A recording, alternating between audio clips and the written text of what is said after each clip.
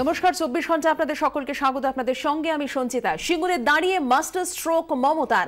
গাড়ি কারখানা গড়ার জন্য প্রস্তাব টাটাদের, গোয়ালতোড়ে 1000 একর জমি দেওয়ার প্রতিশ্রুতি। টেম্পোরারি ওয়াল আছে, টেম্পোরারি কিছু জিনিসপত্র আছে, সেটা আমরা ভেবেছিলাম অর্ডার পাওয়ার পরে যাদের যাদের আছে তারা সেটাকে সরিয়ে নেবে। খুবই টেম্পোরারি সামান্য জিনিস। অমিতাকে বলেছি কোনো একবার সিঙ্গুরে দাঁড়িয়ে মাস্টার স্ট্রোক মমতার। আমরা এই নিয়ে কথা বলবো। সরাসরি চলে যাচ্ছি নিউজ রুমে। আমাদের সঙ্গে রয়েছেন নিউজ রুম থেকে আমাদের প্রতিনিধি রজত শুভ্র মুখোটি। রজত, সিঙ্গুর দিবসে সিঙ্গুরের মঞ্চ থেকে টাটাদের আহ্বান এবং বিনিয়োগের প্রস্তাব, এটা কতটা তাৎপর্যপূর্ণ? আজকের দিনে দাঁড়িয়ে মুখ্যমন্ত্রী সিঙ্গুরের মঞ্চ থেকে দাঁড়িয়ে এই যে ঘোষণা করলেন, এটা কিন্তু সামগ্রিকভাবে রাজ্যের এই মুহূর্তে দাঁড়িয়ে রাজনীতি, অর্থনীতি, সামগ্রিক দিক থেকে অত্যন্ত একটা তাৎপর্যপূর্ণ তার ঘোষণা। যখন মুখ্যমন্ত্রী মমতা বন্দ্যোপাধ্যায় সিঙ্গুরে কৃষকদের জমি ফেরাচ্ছেন, একই সঙ্গে তিনি জমি যখন ফেরাচ্ছেন, সেই সময় গোটা রাজ্য জুড়ে বিরোধীদের একাংশ এবং কিছু মানুষের মধ্যে একটা ধারণা ছিল যে যারা বলছেন যে মুখ্যমন্ত্রী শিল্প বিরোধী। এই যে টাটাদের গাড়ির কারখানা এটা ভেঙে ফেলা হবে, যেটা সুপ্রিম কোর্টের নির্দেশেই হচ্ছে, কিন্তু সেটা রাজ্যের শিল্পায়নের ক্ষেত্রে একটা বাজে বিজ্ঞাপন হিসেবে যাবে। সেটা ইনভেস্টারদের কাছে যাবে, ভিন রাজ্যে যাবে, আন্তর্জাতিক বাজারে যাবে, কারণ টাটা আলটিমেটলি কিন্তু একটা বড় নাম। কিন্তু সেই জায়গা থেকে দাঁড়িয়ে মুখ্যমন্ত্রী কিন্তু অসাধারণ একটা মাস্টার স্ট্রোক দিলেন। তিনি সেখানে দাঁড়িয়ে ঘোষণা করলেন 1000-এর বদলে 1000, অর্থাৎ সিঙ্গুরে যে 1000 একর জমিতে টাটাদের গাড়ির কারখানা হওয়ার কথা ছিল, তিনি বললেন, টাটাদের স্বাগত জানালেন। গোয়ালতোড়ে যে ইন্ডাস্ট্রিয়াল পার্ক রয়েছে পশ্চিম মেদিনীপুরের, সেই গোয়ালতোড়ের ইন্ডাস্ট্রিয়াল পার্কে তিনি বললেন যে সেই জমি অধিগ্রহণ করার দরকার নেই, সেটা ইতিমধ্যেই রাজ্য সরকারের কাছে আছে। সেটা তোমার এগ্রিকালচার এবং অ্যানিমাল হাজবেন্ডারি ডিপার্টমেন্টের একটা জমি, এবং সেই জমিতে তিনি টাটাদের বিনিয়োগ করার আহ্বান জানালেন এবং 1 মাসের মধ্যে টাটাদের সিদ্ধান্ত জানানোর জন্য আহ্বান জানালেন। একেবারে রজক, একটু বিরত করছি, তুমি আমাদের সঙ্গে থাকো প্লিজ। আমরা একবার শুনে নিই মমতা বন্দ্যোপাধ্যায় সিঙ্গুরের মঞ্চ থেকে ঠিক কি জানালেন। আমি আজকের মিটিংয়ে দাঁড়িয়ে বলে যাচ্ছি, যদি আমি 1 মাস সময় দিলাম, একটু ভাবুন, 1 মাসের মধ্যে আমি আপনাদের 1000 একর জমি দেব। গোয়ালতোড়ে আমার ল্যান্ড ব্যাংকে জমি আছে, করবেন? এটা আমার জমি, কারো কেড়ে নেওয়া জমি নয়, আমার সরকারের জমি, ল্যান্ড ব্যাংকের জমি। গোয়ালতোড়ে আমাদের একটা ফার্ম ছিল, এই জমিটা আমরা রেখে দিয়েছি। 1000 একর জমি, 900 সামথিং। যদি কেউ অটো ইন্ডাস্ট্রি করতে চান, সে টাটাই হোক, BMW হোক বা অন্য কেউ হন, তাদের জন্য জমি রাখা থাকবে। যদি করেন, দয়া করে অমিত মিত্র ফাইন্যান্স মিনিস্টার অথবা আমার চিফ সেক্রেটারির সাথে যোগাযোগ করুন, অথবা আমাদের ইন্ডাস্ট্রিয়াল সেক্রেটারি কৃষ্ণগুপ্ত আছেন, তাদের সাথে যোগাযোগ করুন, করে আপনারা করুন। Will be very happy.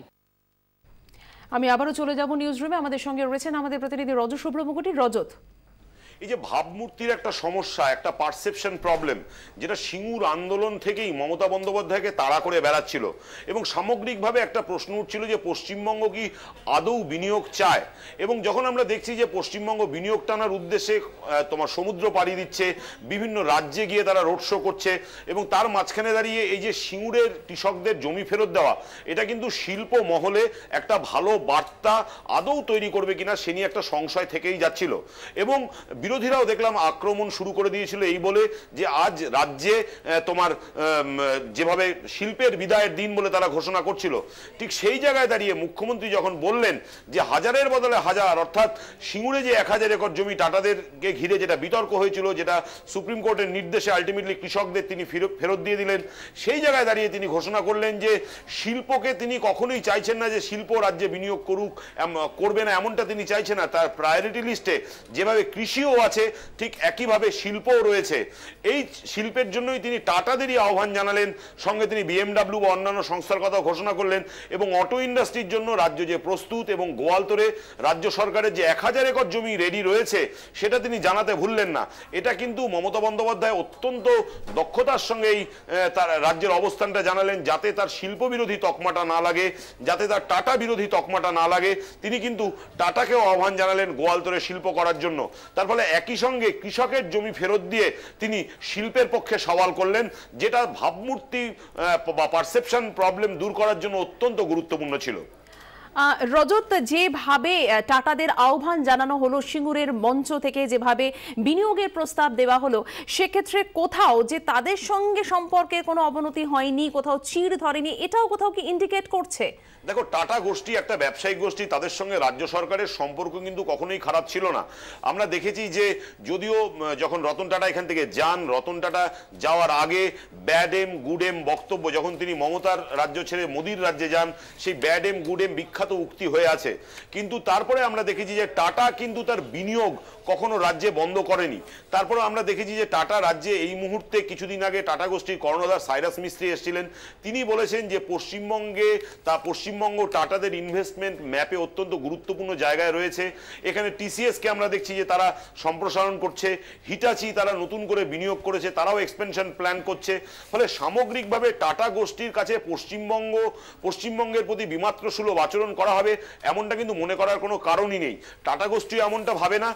এবং মুখ্যমন্ত্রী মমতা বন্দ্যোপাধ্যায় আজকে যেভাবে তাদের আহ্বান জানালেন, তাতে আরেকটা জিনিস স্পষ্ট হয়ে গেল যে প্রো ইন্ডাস্ট্রি ভাবমূর্তি বা প্রো ইন্ডাস্ট্রি ইমেজ তৈরি করার জন্য মুখ্যমন্ত্রীর অন্যতম শর্টকামিং বলে যেটা ধরা হয়, সেটা কিন্তু আজকে এই ঘোষণার মধ্যে দিয়ে তিনি জানিয়ে দিলেন যে টাটারা রাজ্যে স্বাগত। ধন্যবাদ রজত। রজত শুভ্র মুখোপাধ্যায় আমাদের প্রতিনিধির সঙ্গে সরাসরি কথা বললাম আমরা নিউজ রুম থেকে। কথা দিয়েছিলেন সিঙ্গুরের জমি ফিরিয়ে দেবেন এবং আজ জমি ফিরিয়ে দিয়ে রক্ষা করেছেন সেই প্রতিশ্রুতি সিঙ্গুরের মঞ্চ থেকে বললেন মমতা বন্দ্যোপাধ্যায়। এটাই আমরা চেয়েছিলাম, জমি ফেরত দেয়া হোক। সেই কথা আজকে আমরা রাখতে পেরেছি, এটা আজকে বড় জয়। কথা দিয়েছিলাম, কথা রেখেছি, এটা মানুষের জয়, এটা মাটির জয়। এটা সারা পৃথিবীর জমির ইতিহাসে একটা ল্যান্ডমার্ক ডিসিশন। এত তাড়াতাড়ি 2 সপ্তাহের মধ্যে 800 কৃষক পরিবারকে তাদের চেক এবং জমির পর্চা দুটোই ফেরত দেওয়া হচ্ছে। সিঙ্গুর থেকে সরাসরি রয়েছেন আমাদের সঙ্গে আমাদের প্রতিনিধি উজ্জ্বল মুখার্জি। উজ্জ্বল, আজকে সিঙ্গুরের মঞ্চ থেকে যেভাবে মমতা বন্দ্যোপাধ্যায় যে বক্তব্য রাখলেন, যে কথা দিয়েছিলেন সিঙ্গুরের জমি তিনি ফিরিয়ে দেবেন এবং আজ জমি ফিরিয়ে দিয়ে রক্ষা করেছেন সেই প্রতিশ্রুতি, এটা জমি আন্দোলনের ইতিহাসের ক্ষেত্রে কতটা গুরুত্বপূর্ণ?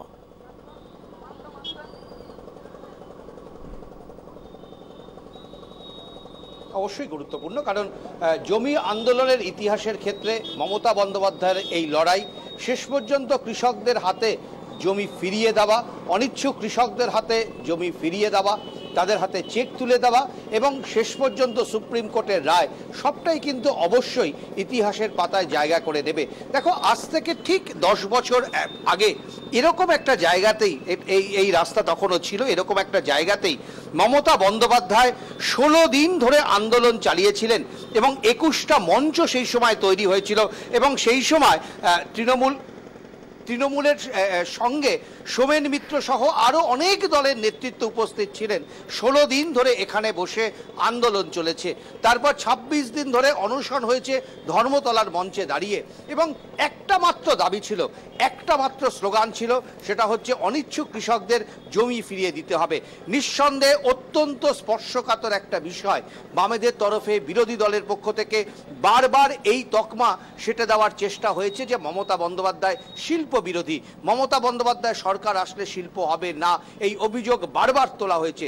তা সত্ত্বেও কিন্তু তিনি তার নিজের সিদ্ধান্তে এবং নিজের আন্দোলনের প্রতি 100% দায়বদ্ধ ছিলেন। তিনি কিন্তু সেই আন্দোলন থেকে নিজেকে 1 ইঞ্চিও কখনো সরাননি। নির্বাচন আমরা যেটা দেখেছিলাম, মূলত যেটা বিষয় ছিল যে একটা সময় পর্যন্ত তৃণমূলের আন্দোলন ছিল একটা বাম বিরোধী আন্দোলন, কিন্তু প্রথম সিঙ্গুরের আন্দোলনই কিন্তু মমতা বন্দ্যোপাধ্যায়ের সঙ্গে আরো অনেক মানুষকে যুক্ত করলেন যারা সরাসরি কিন্তু তৃণমূল কংগ্রেসের মেম্বার ছিল না। স্বাভাবিকভাবে এই আন্দোলনের মধ্য দিয়ে যেটাকে বলা হয় আন্দোলনের শেষ হাসাটা, সেটা কিন্তু মমতা বন্দ্যোপাধ্যায় হাসলেন এবং কৃষকদের জমি ফিরিয়ে দিতে পারলেন। অবশ্যই লাভ ক্ষতি সেসব অন্য অঙ্কের হিসেব, কিন্তু আন্দোলনের নিরিখে কিন্তু মমতা বন্দ্যোপাধ্যায় তার কাছে একটা বড় পালক যুক্ত হলো, তার সাফল্যের একটা পালক। একেবারে উজ্জ্বল, অনেক ধন্যবাদ।